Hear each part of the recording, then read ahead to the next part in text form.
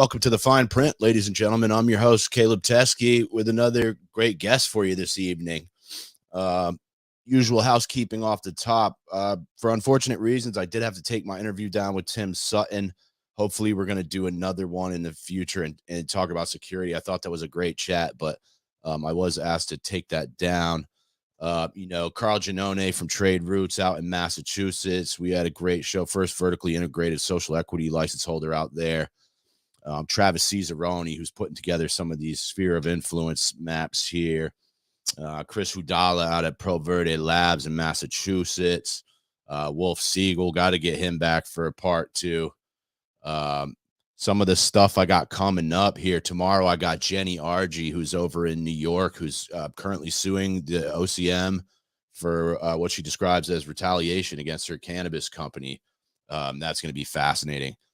Then Tuesday, I got Aaron Riley, who's at a lab down in Florida. I got to get Aaron on the phone tomorrow. It's been a minute since we talked. And then Thursday, I've got Michael Lupario from the West Mass Hemp Company. That's all I'll do for that. My guest tonight, I thought he was in Cali, but I think he's out in Michigan now. He is the founder and the co-owner of Aficionado Estates. Please welcome to the program, Leo Stone, man. Leo, thanks for being here tonight, man. Hey, I appreciate you having me on, buddy. My pleasure. Before we do anything serious, oh shit, look, we do have a couple comments already I want to slide in. Mike Johnson says, thanks, Leo. We here at Cannabinoid Crazy Genetics love what you do. Thank you. Much love. Much love. Thank you. Thank you. We got Dalton Benjamin Davis. I know Dalton. What's up, Dalton? Up, everyone. And there's my man, Chef Rodney, who did the intro video. Thank you so much for that, Rodney. That's just slaps, man. All right. And yeah, that was good. It was real clean.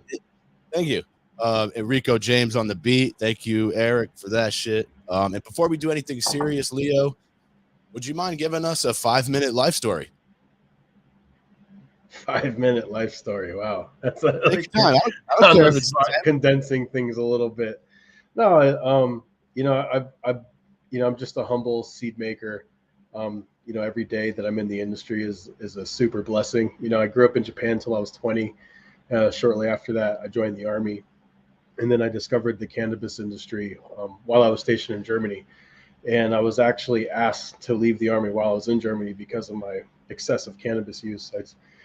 Cannabis, like, really, in one sense, I'm not trying to be cheesy, but it literally did save my life because, after I got back from my tour in Iraq, me and my buddies were kind of self-medicating, drinking like a bottle of vodka a day, doing hard drugs. And it wasn't until we started smoking, cannabis on the regular, we felt like we were able to, like, really, address our demons versus kind of being in the sedated haze of pharmaceuticals, which, the Army and the VA tries to keep you on. So I came up to Humboldt and Mendocino County about 15 years ago with OG Mike, who's my teacher and my mentor.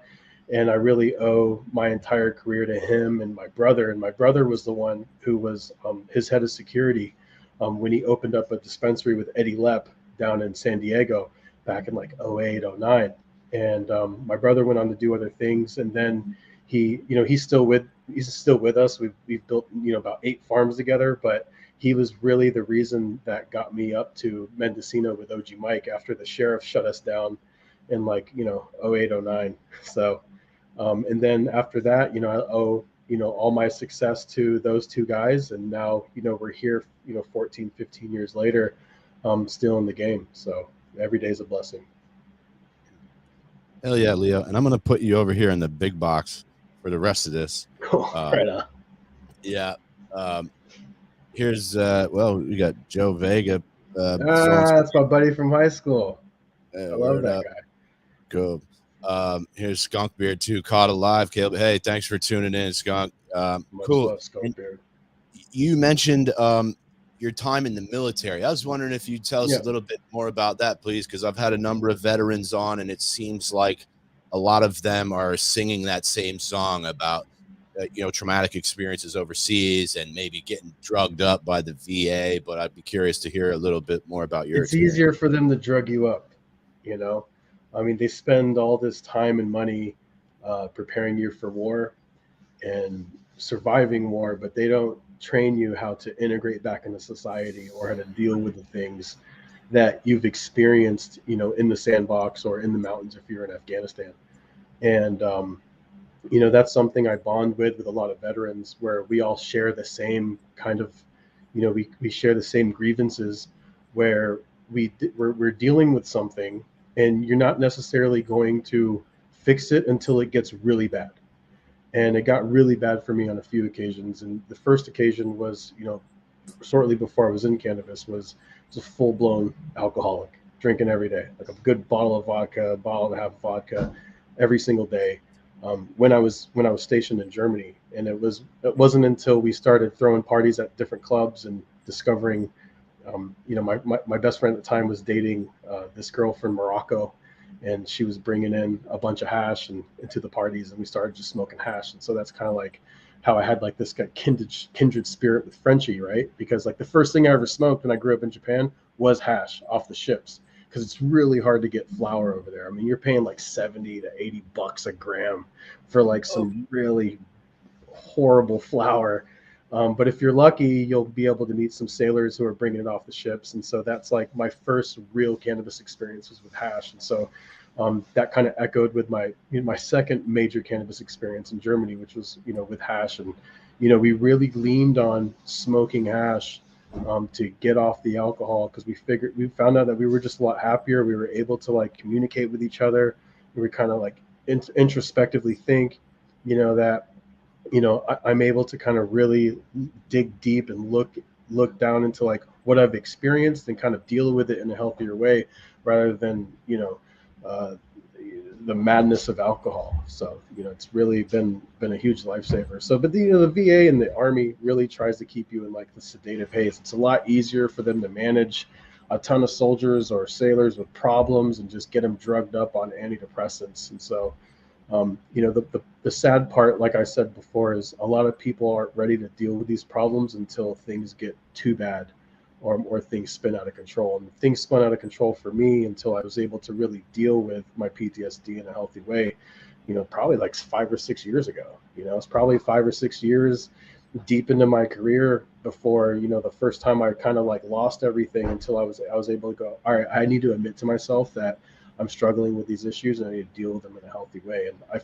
I was always ashamed of sharing that side of the story, until I met a lot more vets in the space. I went, dude, I deal with the same exact thing. I almost lost everything, or I got divorced, I lost my house, and my company had to hit rock bottom back in like 2015, 2016 for me to really start working on things in a healthy, productive manner. So.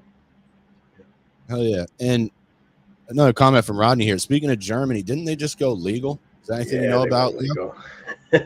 Legal. Everyone's been frothing at the mouth waiting for Germany to go legal.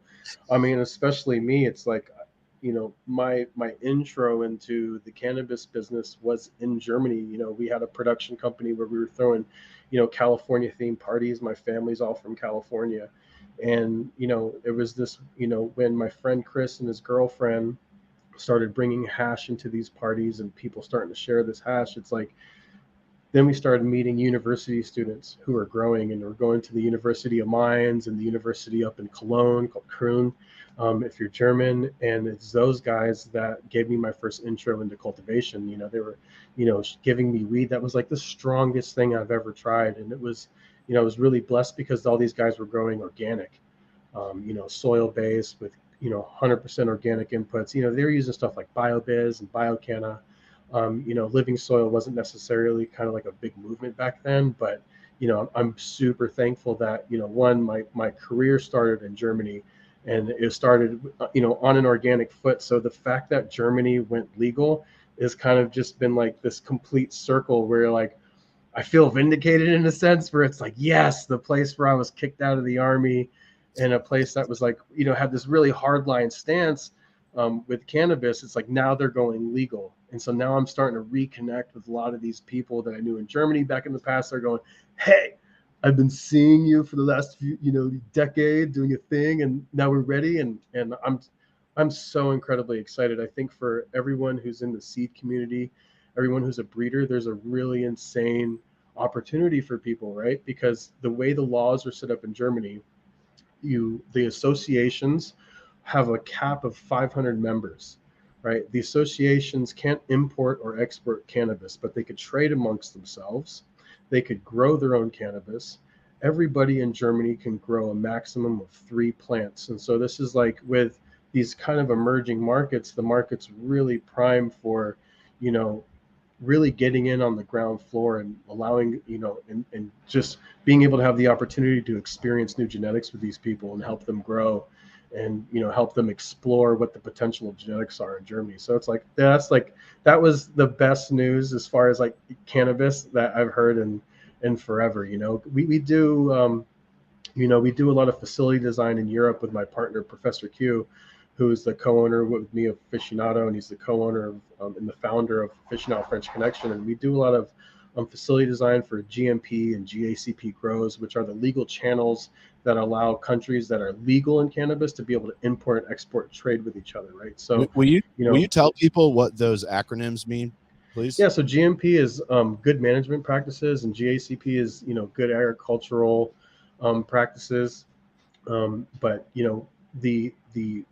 the definitions of, if you're a GMP facility, it's you're processing and you're distributing, right? If someone says, I'm working in a GMP grow, there's no such thing. All the grows are governed by GACP guidelines, and then the distribution and the funneling of products goes through GMP guidelines. And GMP guidelines are the guidelines that govern and regulate the production, manufacture, and processing of pharmaceuticals.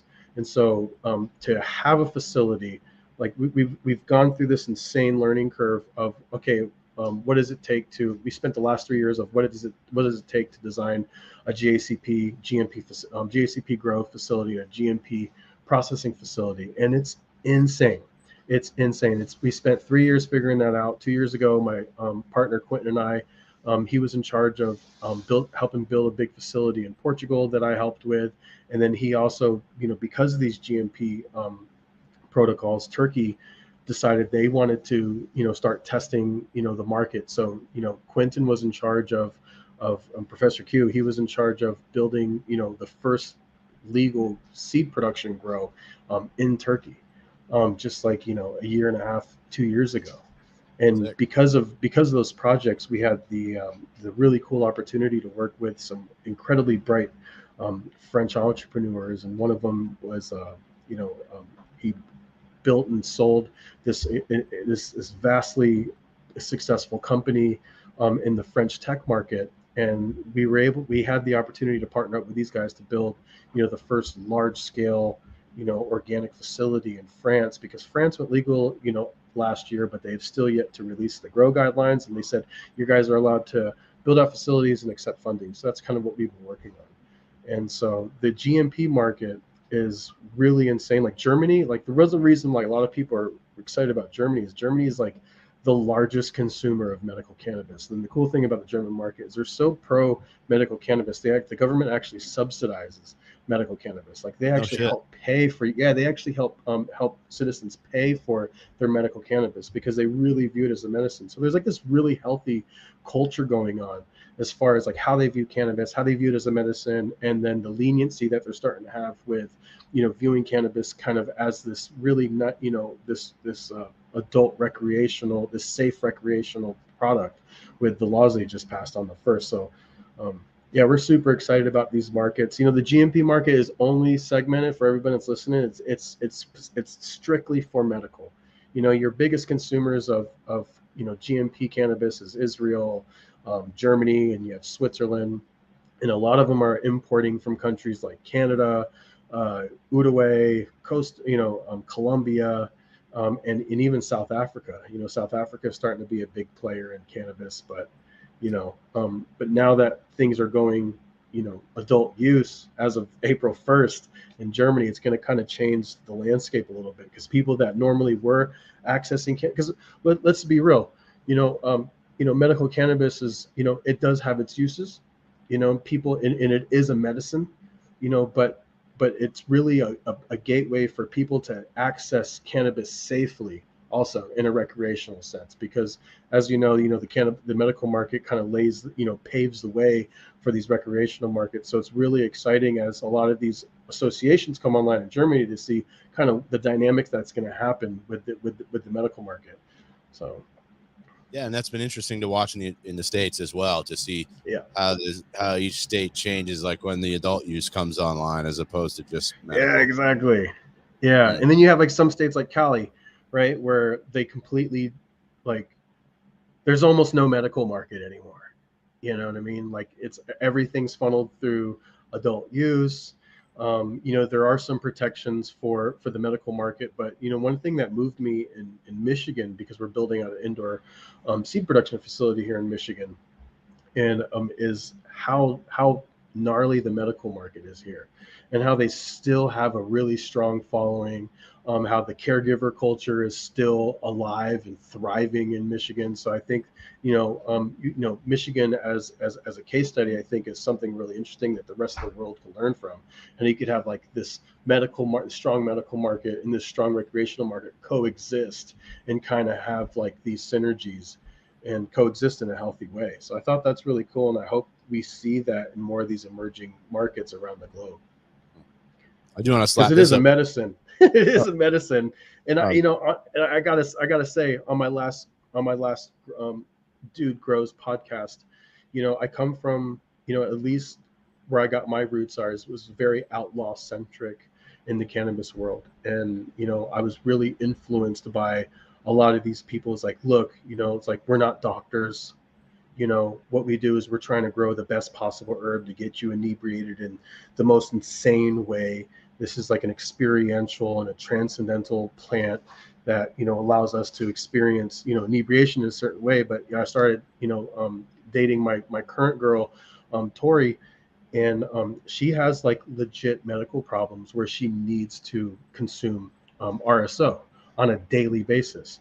And I've seen with traveling with her and going to different shows that depending on what state you're in, it's really hard to find good quality, full spectrum, Rick Simpson oil. And it was really a challenge for her in Cali, right? So you have 80% of the counties in the area in Cali don't allow dispensaries. So you have to, when we were living in SoCal at the time, we had to drive like half an hour just to find really good RSO. But you don't have that here in Michigan, where I could go to any dispensary and find really good medicine and really good RSO. So I had to put that out there because of what I said last trip, where it's like, now I'm surrounded by people where they can't function normally if they have this medicine.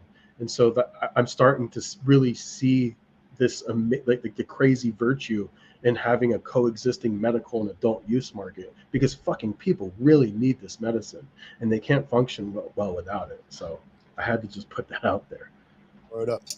Yeah, a couple comments. That was Rodney here. He's out in Michigan. Thanks for your service. Much yeah, love, Rodney. might be a good guy to connect with out there. Rodney gets my full stamp of approval. Definitely.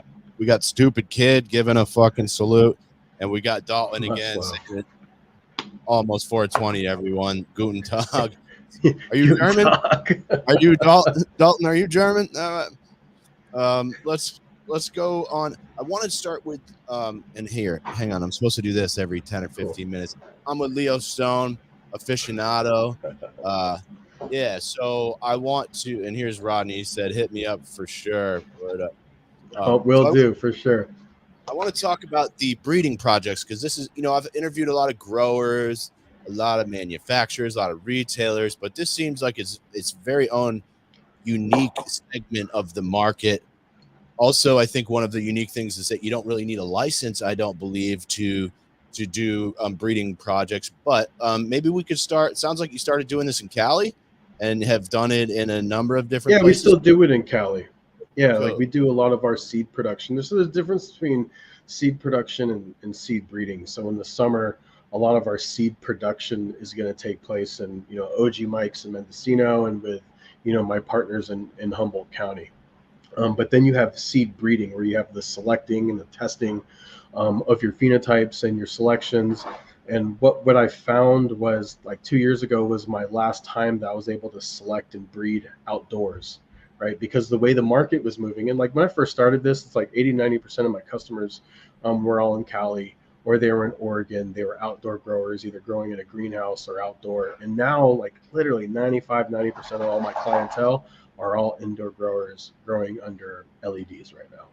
And so if I need to, so we made the choice that if we need to continue to deliver good value and like just find like the best possible expression of the genetics that we're working on, we needed to go in. We needed to go back indoors to really kind of explore and just keep up with the market. Like I'm not even trying to sugarcoat it. Like you could fucking go blindfold, throw a dart at a wall full of companies, and you'll find a company that's going to put out fire genetics, right? So as like as the gene pool is kind of greatly improving in the respect where you could go to almost any seed company, find some fire packs. It's like we need to keep up with that, right? And the capability of people who are breeding indoors and selecting indoors was a lot greater than the old school way of breeding and selecting out in Humboldt, and so we needed to go back indoors. It was like, so we started building a grow out in Michigan. I fell in love. Like Michigan has like this insanely cool underground culture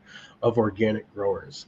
And it reminded me of the scene in Mendo and Humboldt back in the day before the whole market collapsed, right? Like I was in, I haven't been full-time in Humboldt. Like I'm only part-time in Humboldt right now. We're doing our seed production late spring and summer right now. And now I need to be in France, Colombia, and Michigan. And so I need to be in 4 places throughout the year. So I need to be more centrally located. So, going to Michigan had 2 purposes, was like to centrally place ourselves, but also it's like the laws here regarding like, all right, your plant counts, like worst case scenario. Like if you're doing, if you're kind of pushing the envelope, 1,100 plants is a $500 fine here in Michigan. And so this allows us to kind of, leverage the hemp laws that are, in Michigan and federally legal to allow us to like really kind of zero in on the best possible expression and then test them out with our partners that are having indoor grows on the East Coast and in Michigan to see like, to really get a good feel on where the market is. So we're really excited about the move we made. We think we made the right move. We're doing, breeding collabs with Fresh Coast Seed Company, who's just crushing it right now.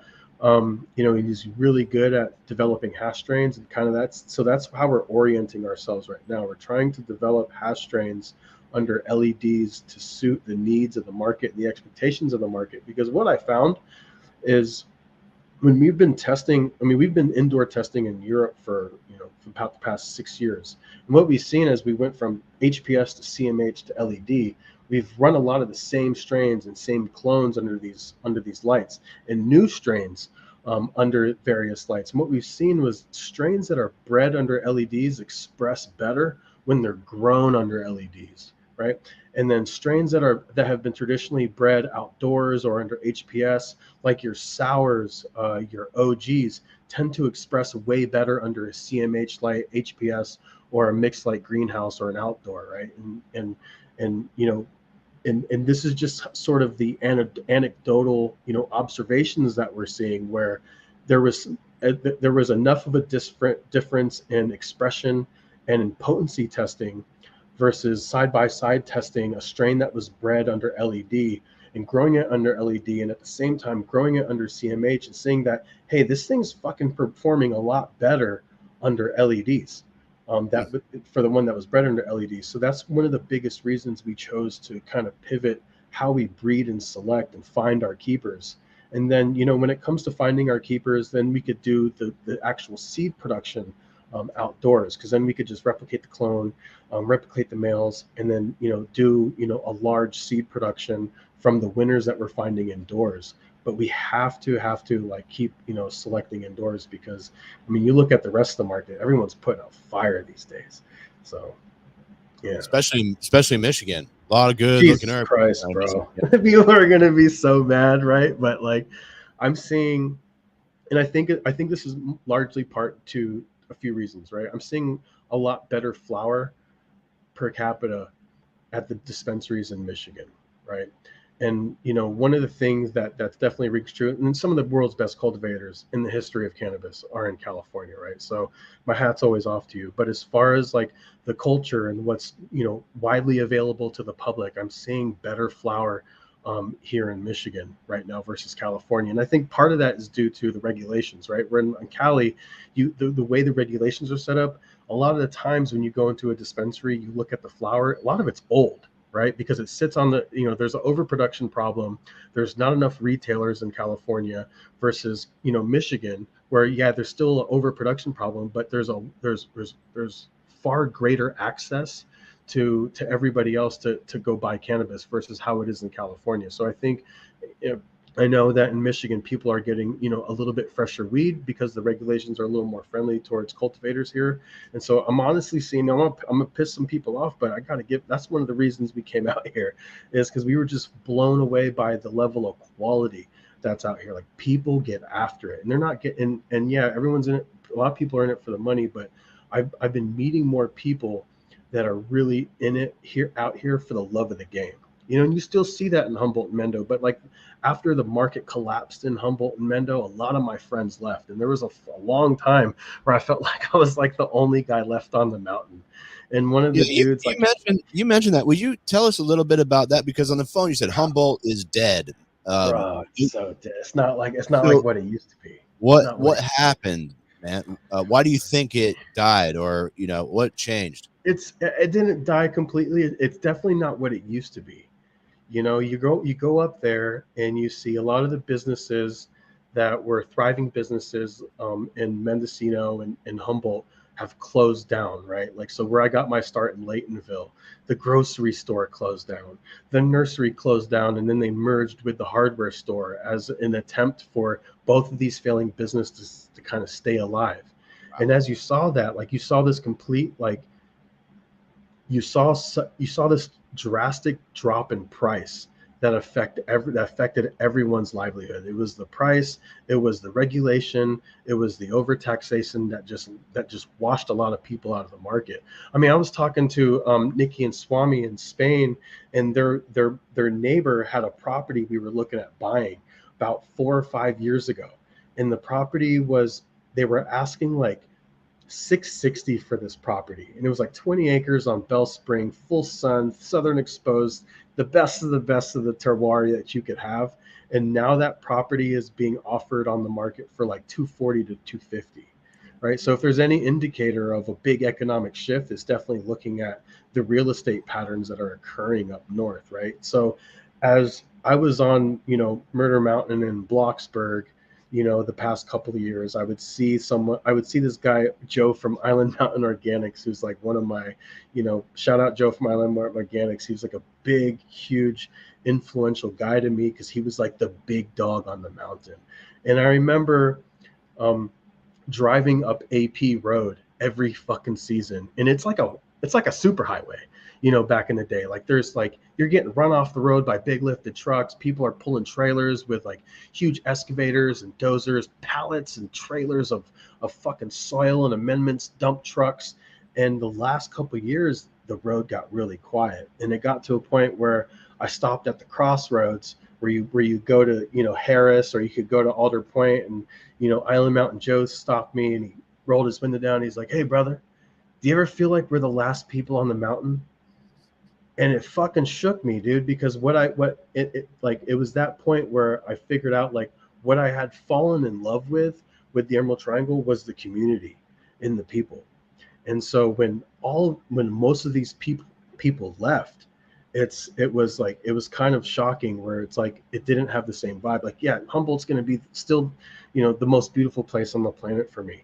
But the fact that so many people left, like there was the abatement notices, there was the drop in price, and as margins started to thin out, the quality across the board started dropping off in the Emerald Triangle. Because back in the day, when the price was high and things were flowing, people had like this identity of not, how little can I get away with to get the best expression. The culture up there was, what can I do? What more can I do to get the best possible expression for my flower? And as margins started to thin out, people can't really afford the inputs that they were using, right? And like, I view cannabis as an information system, right? The input has a direct effect on the output, and sometimes the input effect has an exponential effect on the output. So if you're starting to scale back your inputs, and you're changing what you're putting into the plant as far as time and inputs, you're definitely going to,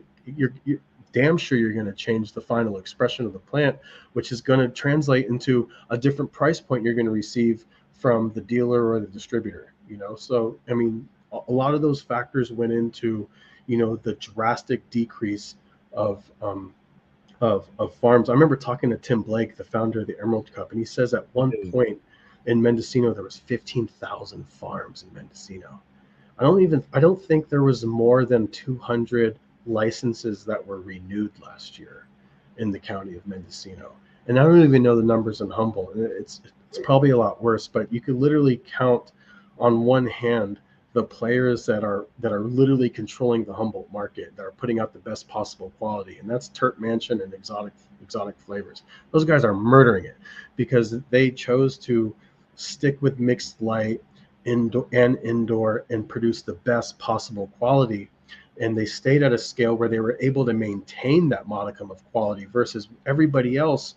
When the frenzy was happening, they were scaling crazy, growing huge outdoor crops, huge greenhouse crops, and now you're stuck with all this square footage and you're not able to produce that same modicum of quality that you became famous for. And now you're not moving your pounds at that same amount of price. And then everyone my last partner in Humboldt, he started out with 5 farms. He's got 1 farm left and he's barely hanging on by a thread, and I know a bunch of people fallowing their fields. And for people that don't know, fallowing their field is you're maintaining your license, but you're not growing on your field.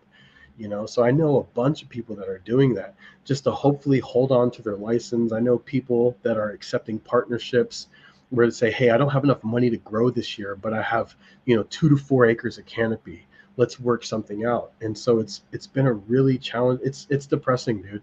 It's not what it used to be. And I kind of lament and I kind of have this deep sadness in me of kind of just being that old salty guy now, where like, oh, it's not what it used to be. I remember the good old days, but the only constant in life is change, and we have to adapt any way we can. Yeah, but also I feel that same way. It's not the same, but nothing's ever the same, and I'm sure everybody says that. Yeah, I think we have to embrace it, and it's harder for people to embrace it, especially the guys that went big, and that's one thing that me and the family and I have always, that's one thing we've always stuck to, where we've gotten offers from numerous companies throughout the years, like, hey, we want you to run our grow, we want to partner up with you. But I saw that when you're stuck with this incredibly large plot of cannabis, you have less flexibility in the market. So if the market moves one way and you're stuck with that square footage, like, you're fucked. You know what I mean? So, I spend a lot of my time in deep thought trying to read the market and where it's going. And so the last, 6-7 years, we decided, it's like, hey, our best path right now, because the market is still in it's in its infancy. It's like, it's not even in its infancy. The market's still in like these embryonic stages as far as like the broad scheme of things of global cannabis. And so we figured that the best way to stay alive is to stay small and agile, so we're able to adapt to new circumstances that arise and adapt to new market dynamics and new circumstances that tend to push a lot of people out of the market. So staying small, staying agile is something I highly recommend other people doing. And for years I was kicking myself in the ass not taking a lot of these big partnerships, but I knew that there was a problem with the Emerald Triangle. Was known for, at one point, it's not no longer the case, but at one point the Emerald Triangle produced a large majority of the nation's weed, right? And so if that was what powered the economy, and allowed the economy in the Emerald Triangle to grow, when legalization happened, all right, now we need to think realistically.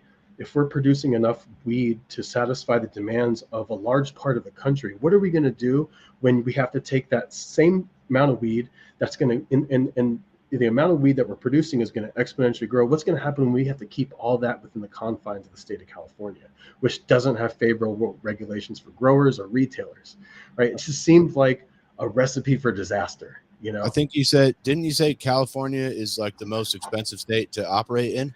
Dude, if anyone could Google it. It is the most expensive state to operate a business in. It's cheaper to run a business in Hawaii, which is number 2 on the list of most expensive states to operate a business. And one of the things that where the writing was on the wall for us last year was that when you look at the massive amount of tech companies that made an exodus out of California since 2018, one of the numbers I read was like 1,800 companies have left California for greener pastures. You're looking at, Texas, Miami, these are crazy markets right now for tech companies and entrepreneurs because they're a lot more friendly for Austin. Yeah, Austin's crazy right now, So, that seeing how the market has went has been it's constantly a wake-up call every single day.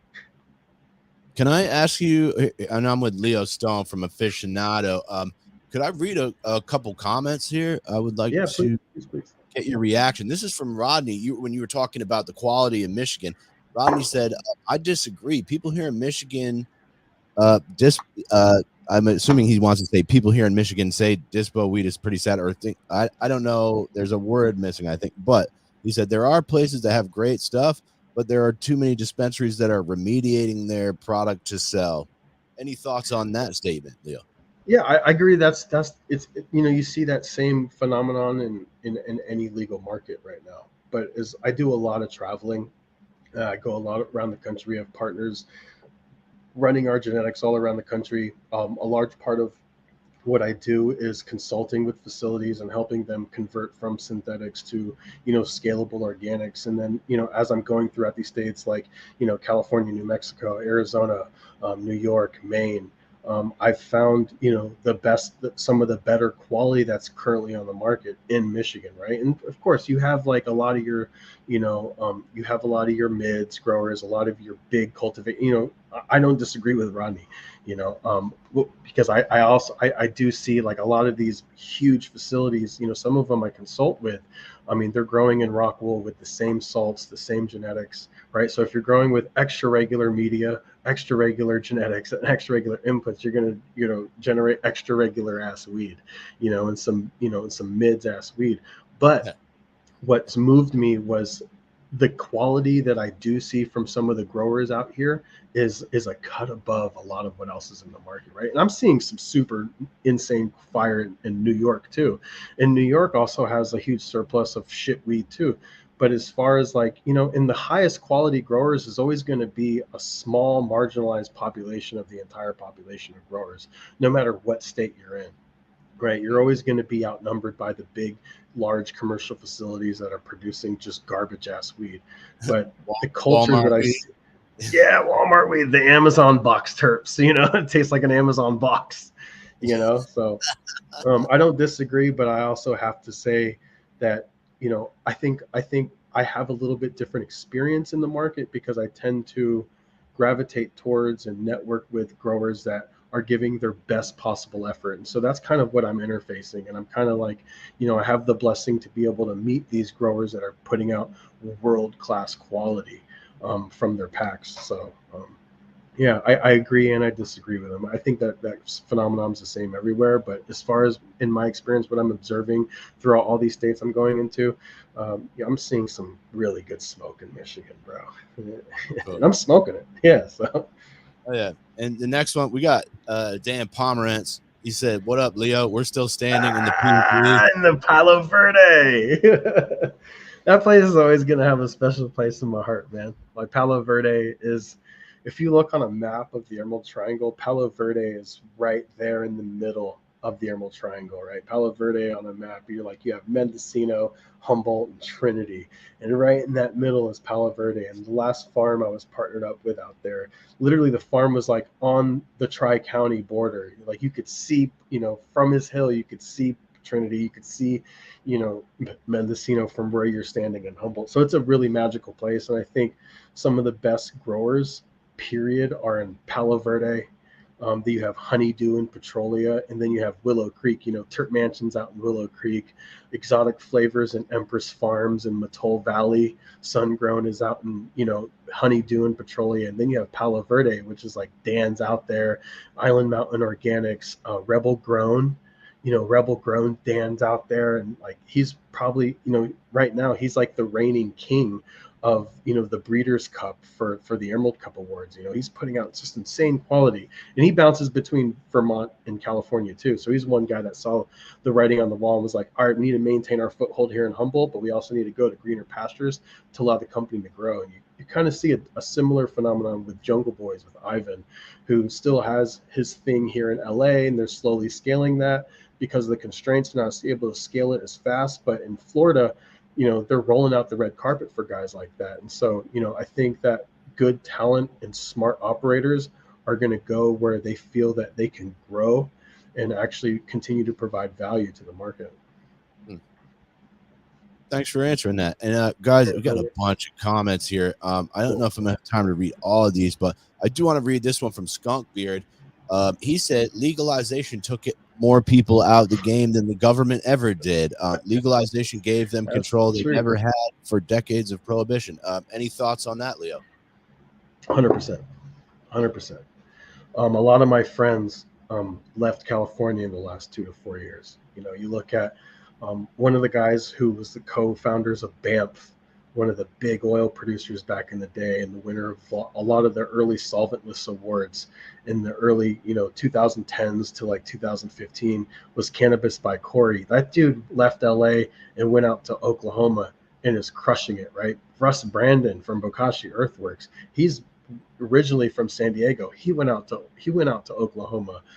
Gage Green Group, the guys who bed the Mendo Breath and a lot of the strains that have a really big impact on contemporary genetics. That dude went out to Michigan. A bunch of my friends from Humboldt and Mendo moved out to Michigan. There's guys that went out over to Maine. There's like HBK went to Thailand. And so like you're seeing in tech in California, where a lot of the world-class talent has left California to go to greener pastures that's more conducive to running and building a scalable business. We're seeing the same exact phenomenon with cannabis growers. We're like, all right, cool. If Cali doesn't really want to play, like we'll go to other places that are going to accept us. So it's kind of that whole mindset. It's like, let's go where we're celebrated, not where we're tolerated. But my hat's off to everybody that's holding it down in California. Fucking Schwale, Cultivated, Terp Hogs is still out there. Third Gen Brandon's still out there.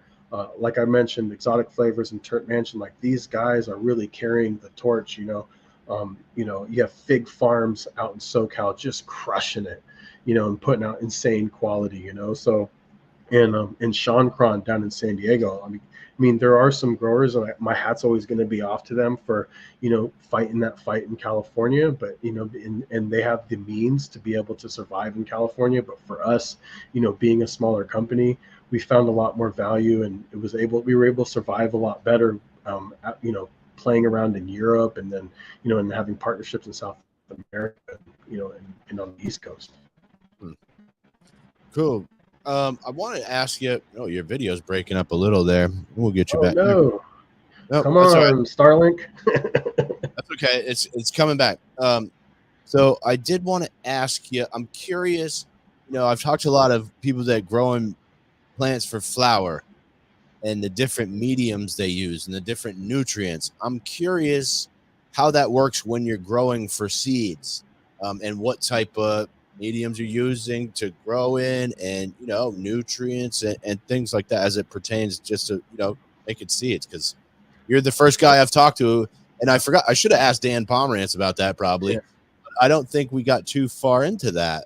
We did talk about growing the flower, but yeah, curious how that pertains. I'm a weirdo when it comes to that. I think there's this, I could be wrong, right? But as far as my observation and what I see a lot of my peers and my colleagues doing is after they do their selection and they're doing seed production, they're like, all right, we could get away with the bare minimum just because we're making seeds, right? But I really like to geek out.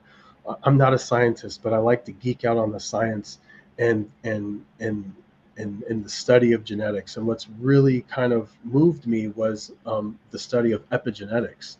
And epigenetics is, so you have your phenotypes, right? And your phenotypes are going to be an expression of your immediate environment. But your epigenetics, like right, the Latin word for epi is to be above. So if you think about epigenetics, it's kind of like the sheath that wraps around the actual DNA.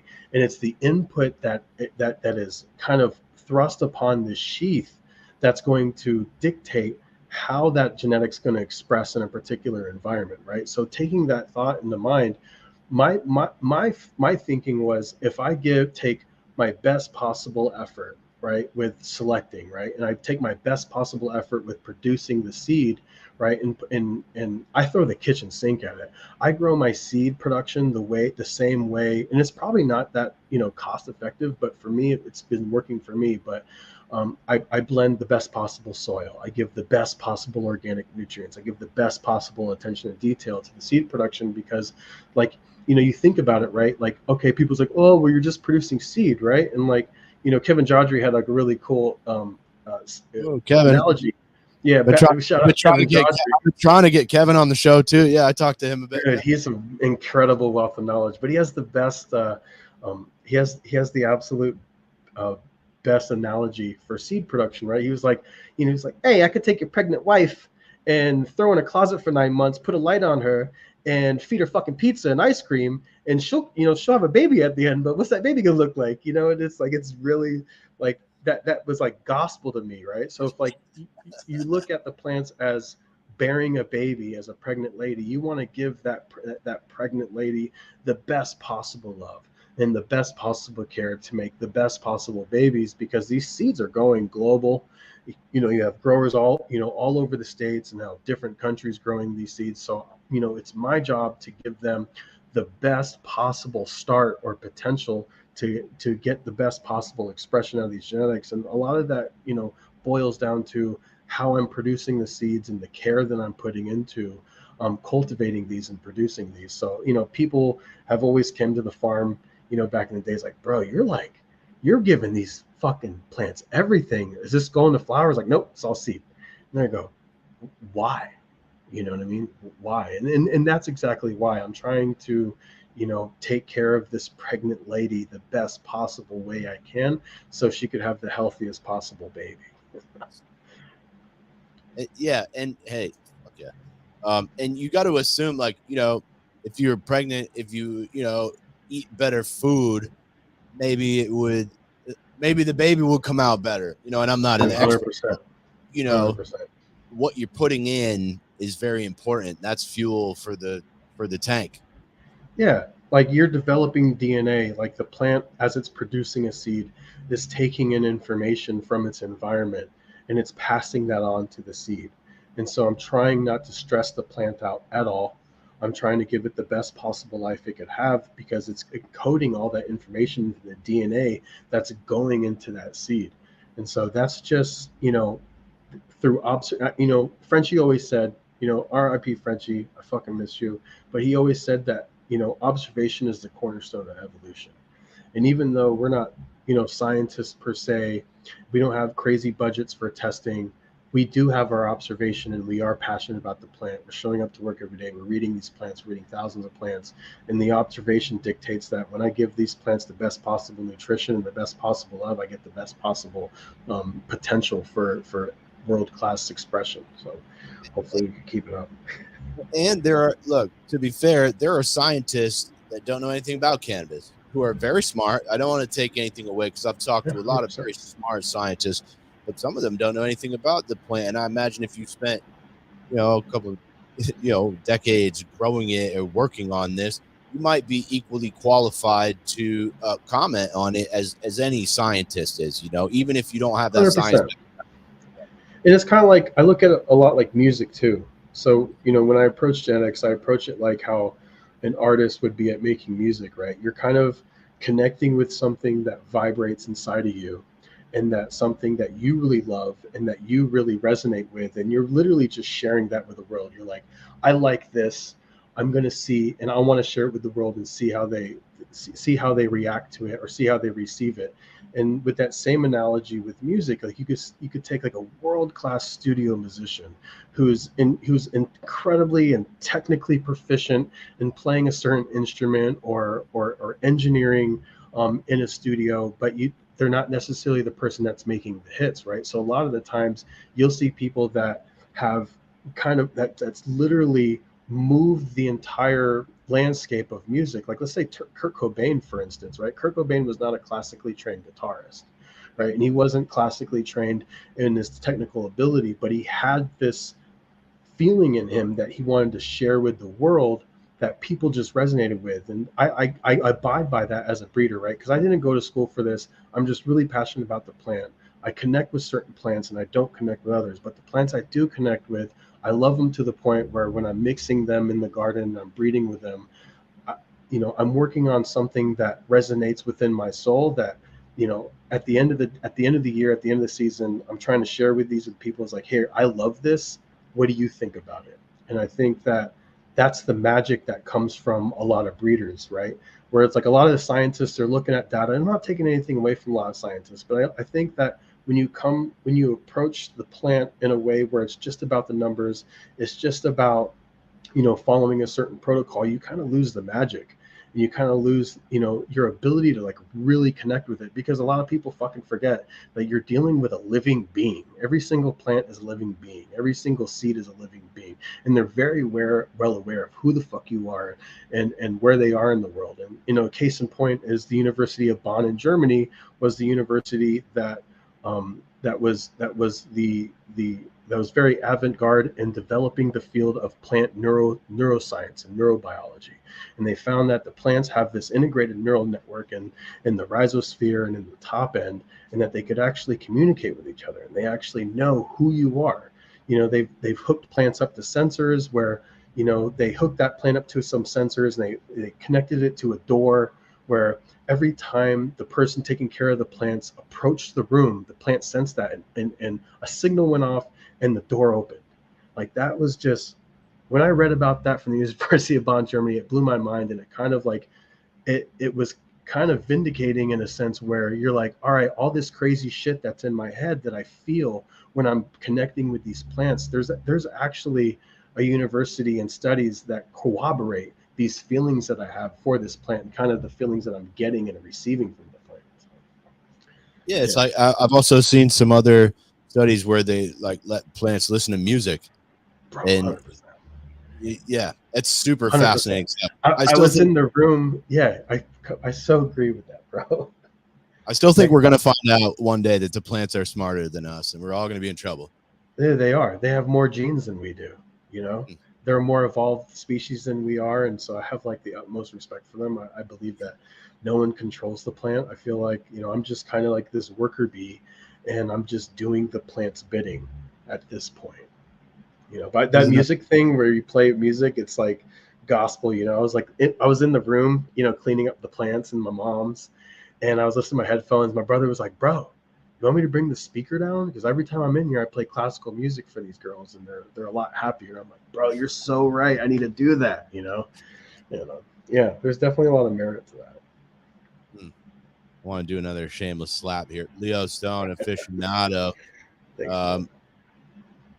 Can I ask you about the great cardboard dilemma? Because we touched on it for a second earlier, and I've never heard that phrase before. Yeah. So I call, a lot of these people, like, and I think this is where Rodney in Michigan was coming from, right? Where you're seeing this overwhelming amount of cannabis being produced that looks beautiful in a bag, but it tastes like fucking cardboard, right? And so I call it the great cardboard dilemma, where you have, this oversupply of beautiful weed that really doesn't taste good at all. It doesn't really give you the right high, but it gives you that bag appeal and that potency testing that, for some reason the market wants, and Jim Belushi talks about this on Kyle Cushman's podcast, where they kind of have a disagreement, where Jim Belushi's like, "Look, I'm on board with you, Kyle. Like, I agree. It's like potency and testing isn't all, but that's what the market wants. That's what the dispensary wants. If I produce something at these higher numbers with this certain bag appeal, that goes for a few points higher." And it's because of the way things are set up. Like, that's going to dictate where the market goes. So that's why a lot of people are, experiencing the great cardboard dilemma. A lot of people are using the same exact salt-based nutrients, the same exact media, right? So it's kind of like music again, right? Where, like, you have some genres of music where everything sounds the same. Nothing has like soul, right? And you're seeing that same thing in cannabis, where you're seeing these large, well-capitalized companies with these insanely massive grows, all growing in the same cocoa or the same rock wool, because it's easier to control, it's easier to reset. They're using, 2 or 3 part, salt base, and this is nothing against people like Athena or Drip Hydro. It's just a lot of people would argue that if everyone's using the same nutrients, you're going to get the same taste and expression across the board, right? So it kind of loses its soul, it loses its identity, and that's what made me fall in love with Michigan for the large part, because there's some crazy underground organic culture that reminded me of Humboldt and Mendo back in the day, where people have this mindset, right? So it's like going back to these big large commercial growers, but that all grow the same. Like their goal is how little can I do and get away with producing the same amount of product, versus people that are in love with the plant, that grow organically, or even if you grow with salt-based fertilizers and you're doing crazy shit to the plants, like if you have that position of what more can I do to serve the plant? How much more can I give the plant to get that little bit more expression? Like, I think that's where the magic comes from. And I think that's what's lacking in a lot of these large commercial facilities. Like, they just don't have the soul. They have the look, it's kind of like, like looking at a Ferrari, but with like no motor. It's like, hey, it looks nice, but not really getting me anywhere. Here's Rodney again. Percentage is only wanted in the market because of lazy marketing. 100%. I can't agree with that more. Couldn't agree with that more. That's the gospel right there. Word up. So I'm going to do another. I'm getting towards the end here, Leo Aficionado. Right on, Leo Stone. Right on. It's been a pleasure having you on here. Thank you very much. I was curious, if it looks like behind you, maybe you have some of your packaging there. Yeah, that's the box. Could you grab a box, dude? That was one of the first things that caught my eye was the packaging. So here's one of the complete packs. This is Rainbow Sour, which is now sold out. And we were the first one in the market back in the day to come out with like wooden packaging. We had like these wooden kind of Rolex boxes, because we figured it's like we're putting back in the day we're spending like 20-30 grand just in soil for selection, for like selecting 2,000 to 3,000 plants that you're only going to keep a few of these, so you're actually wasting a lot of soil. So we figured it's like we're putting that much into our soil, how much more can we put in our packaging to kind of show the world like this is what represents the area where we're from, which is the Emerald Triangle and Humboldt Meadow. And then we went away from the wooden packaging, because back in the day you had to come to California to buy our packs. We weren't shipping our packs out of state. It was really low key. And then we said, hey, wouldn't it be cool if we were the first seed company to kind of come out with like leather pouches? We didn't see that, so it was just kind of like, hey, what more can we do to kind of encase and showcase these genetics to kind of give it more of like this elegant look and this elegant feel. And one thing that's been a constant is our certificates of authenticity. And really the layout of this is, if you look at a wine label from Bordeaux, France, there's specific guidelines for how wineries and winemakers can market their wines out of Bordeaux in France. And that's really what influenced the certificate. So that's something that we've always kept the same, and we haven't changed. And this is kind of how we showcase the seeds. What Leo, could you tell us about maybe some of your best-selling genetics, or what you're working on that's going super well for you? My favorite strain of all time is I don't know why my camera is like fuzzy all of a sudden. It did get a little fuzzy. That's all right. It got like a little fuzzy. I don't know if it's like that I touched the lens or something, but it's really weird right now. That's okay. I can still hear you. The audio's still good. Okay. One of my favorite strains of all time was Sour D, and a way to measure a grower's weight in the market, right? Like who you were as a grower. A lot of people in Mendo and Humboldt would ask you, how's your sour game? Traditionally sour was one of the harder strains to cultivate. It was one of the harder strains to really get to express, to have that definitive, sour taste that sour is known for. So that's, and I love the high on sour. I'm a pretty busy guy, so I like, being busy, and I like being high throughout the day, but I don't want to have, this couch lock where I'm not motivated. So sour is my favorite. And I worked for 5 or 6 years on different, I've been making sour crosses since I started. But a lot of them in the early part of my career were absolutely fucking garbage. I have a 5-gallon bucket Huh. of different sour crosses. And then I started noticing that the traits that make sour, the genetic traits that make sour definitively what it is, as far as that taste and that smell, is a recessive trait. And what I saw through observation was I would take different sour crosses, and the structure and the resin profile would breed true, but I wouldn't get the nose right.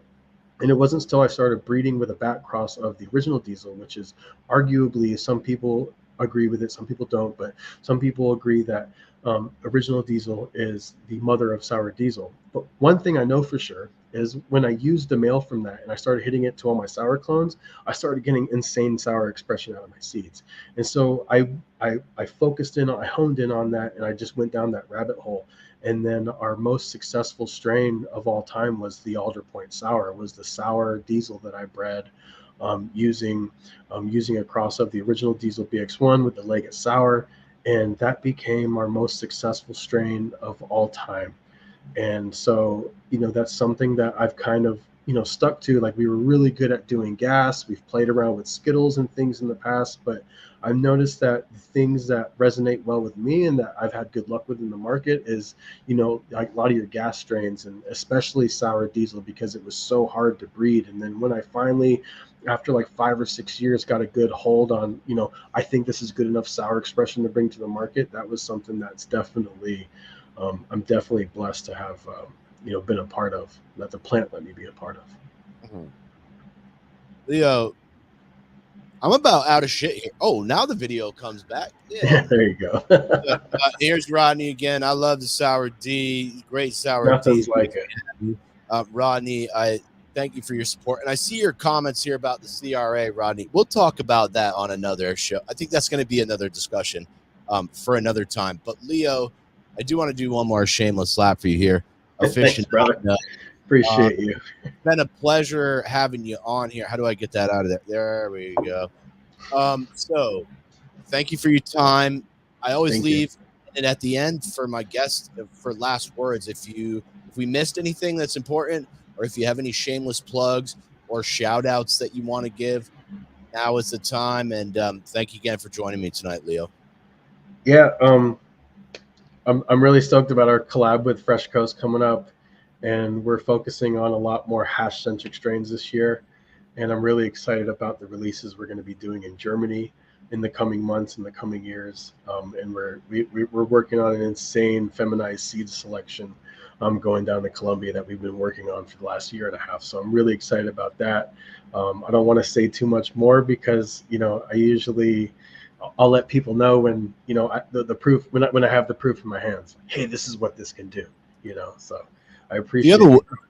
Do you have a website, Leo, where people could go maybe find seeds? Yeah, it's www.aficionadoseeds.com or aficionadoestates.com. It all points to the right place. That's where you could find our most up-to-date releases. We just released some merch, and in the coming months, we're going to be, releasing clones also, some breeder certified clones. And we're not going to rape everybody like a lot of other breeders are doing. We want people to be able to experience these cuts and share them with the world. So they're going to be at a really, good price for everybody. It's not going to be more than what we're selling our packs for. It's going to be in the same ballpark. But we're really excited about the breeder certified clones coming up in the next few months. Cool. Melzina Canigan, yes, Fresh Coast. Yeah. You got to have Ross on here, man. That guy's a true plant guy. Okay, cool. Well, yeah. Let's talk about that. If you're done, I'm going to sign it off here, Leo. Thank you again. 100%, man. Thank you, brother. And one more shameless slap. Aficionado. He's Leo Stone. I'm your host, Caleb Thank you, bro. Remember, the devil's in the details, and the details are in the fine print. Peace, guys.